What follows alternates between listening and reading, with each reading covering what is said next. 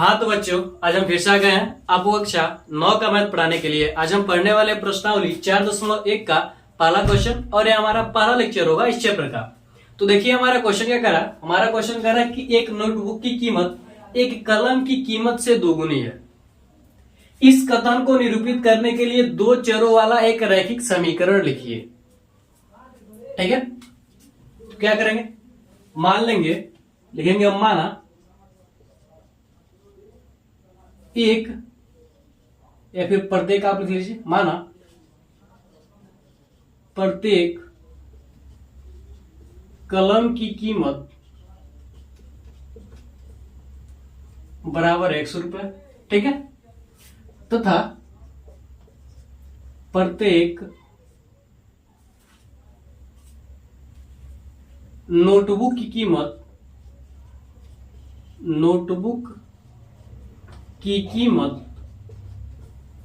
बराबर y रुपए। ठीक है, तो क्वेश्चन क्या कर रहा है, एक नोटबुक की कीमत यानी प्रत्येक नोटबुक की कीमत क्या है, y है। कह रहा एक नोटबुक की कीमत एक कलम की कीमत से दोगुनी है, यानी जितनी कलम की कीमत है उसकी क्या है, दोगुनी है। ठीक है, तो एक कलम की कीमत क्या है, 100 रुपए है और दोगुना है, तो दो संग क्या करेंगे, गुणा कर देंगे तो क्या हो जाएगा, दोगुना हो जाएगा। अब इसको हम लिख सकते हैं, हम इसको आप इधर कर दीजिए तो लिख सकते हैं हम y minus 2x is equal to क्या हो जाएगा, 0। यह क्या हो गया, आपका दो चरों वाला एक रैखिक समीकरण बन गया है। बस इतना ही आपको इस क्वेश्चन में करना है। तो आप लोग इसका स्क्रीनशॉट लीजिए, फिर हम आगे बढ़ते हैं अगले क्वेश्चन की ओर। बस इस क्वेश्चन में आपको इतना ही करना है, इससे ज्यादा कुछ नहीं करना है। ठीक है, तो हम इसे मिटा देते हैं, स्क्रीनशॉट ले लीजिए आप।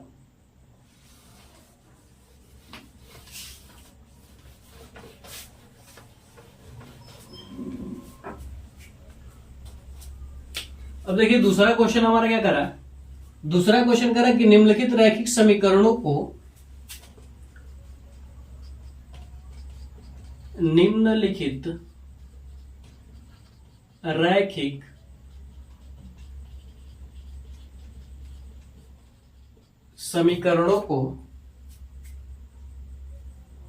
ax plus by plus c बराबर 0 के रूप में व्यक्त कीजिए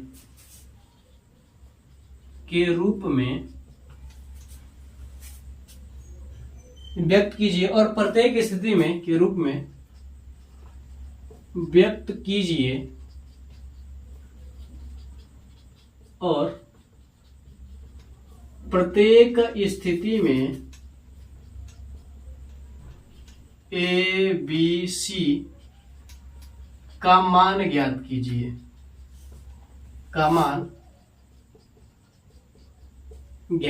ठीक है। इसमें पहला क्वेश्चन देखिए क्या करा, पहला क्वेश्चन आपका है 2x प्लस 3y बराबर 9.35 पर बार।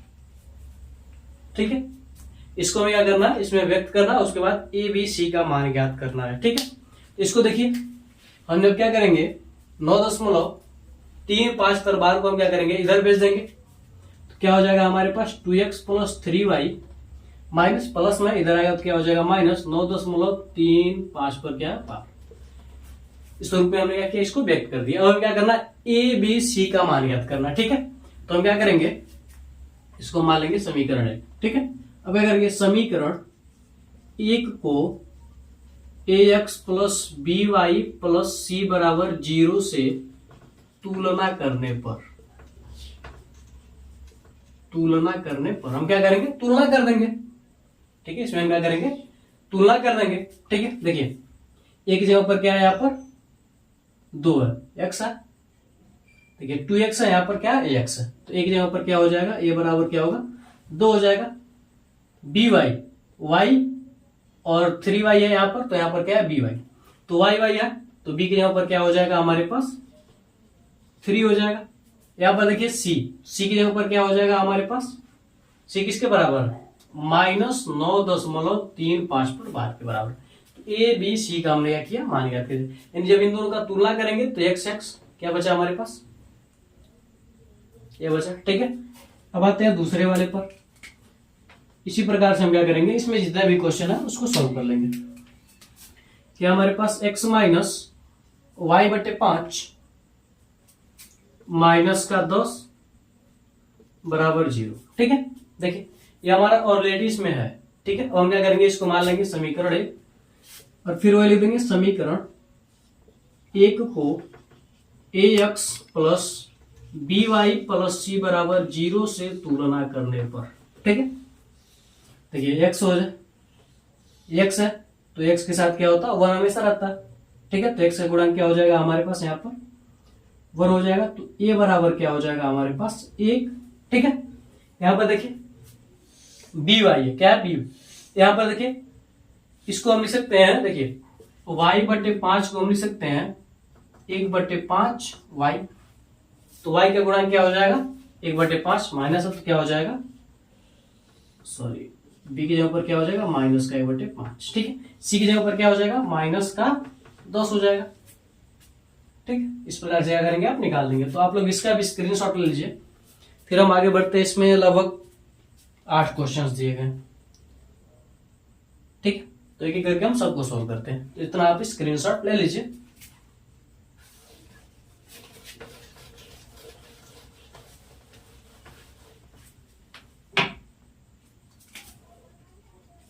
देखिए तीसरा क्वेश्चन हमारा क्या कर रहा है, तीसरा क्वेश्चन हमारा कर रहा है माइनस का 2x प्लस 3y बराबर 6, ठीक है। इसको हम लिख सकते हैं माइनस का 2x प्लस 3y माइनस का 6 बराबर 0।